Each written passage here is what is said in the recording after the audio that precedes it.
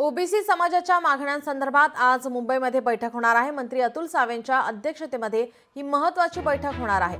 तायवाडे आणि इतर ओबीसी नेते यावेळी उपस्थित राहणार आहेत। आज दुपारी 4 वाजता सह्याद्रीवर ही बैठक होणार आहे। राष्ट्रीय ओबीसी महासंघाने नागपूरमध्ये सुरू केलेलं साखळी उपोषण मंत्री अतुल सावेंनी दिलेल्या आश्वासनानंतर संपुष्टात आलं होतं।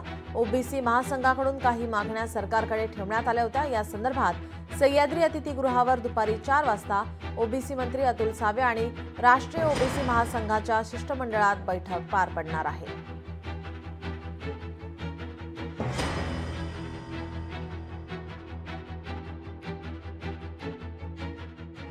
तुमच्या म्हणण्यानुसार जर आता ओबीसीच्या नेत्याची बैठक आहे, घेऊन द्या ना, त्यांनी किती घ्या देऊ, आपण काय आला इथं, आपण आहे ना, किती एक होऊन द्या, माग एक झालं ते ज्यावर नाही काढेंगे, नहीं काढूंगे देंगे, नहीं काढूंगे देंगे, आणला ना काढून, शेंगाने मारने का भाई आपले पास, इथं गप्पा हाणेंगे गेले, आपल्याकडे नादनी लागत, घेऊन द्या। इतकी जी तरफड चालली तुम्ही सांगितलेलं आताप्रमाणे, म्हणून मराठा समाजाला सांगतो मी, इतकं हुशार व्हा मराठ्यांनी। आपले काही जण नेत्याचे गोणे भरलेले बुट चाटणारे लोक आपल्या विरोधात बोलतायत म्हणून ध्यान नका देऊ। आजूबाजूने कसं वातावरण ढवळलंय, योजार नाही पाहिजे, योजार कशाला काढला, मराठी सगळे आरक्षणात चालले आता, याचा अर्थ मराठ्यांनी समजून घ्यायचा।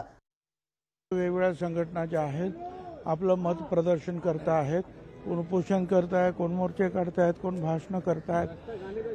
मी सुद्धा जे आपल्या आपल्या पद्धतीने जे काही काम करायला पाहिजे ते मी करणार आहे। समता परिषद ज्या पद्धतीने आम्हाला जायचं त्या पद्धतीने आम्ही जातो आहोत। बाकी माझं म्हणणं एवढंच आहे की या सगळ्यांना आपला विषय फक्त हा जो GR आहे त्यातली शब्दरचना जी आहे ती पुढे जी आहे ही ओबीसी साठी अडचणीची ठरणार आहे। लोकशाही मराठी ऐका, पहा, जागरूक रहा।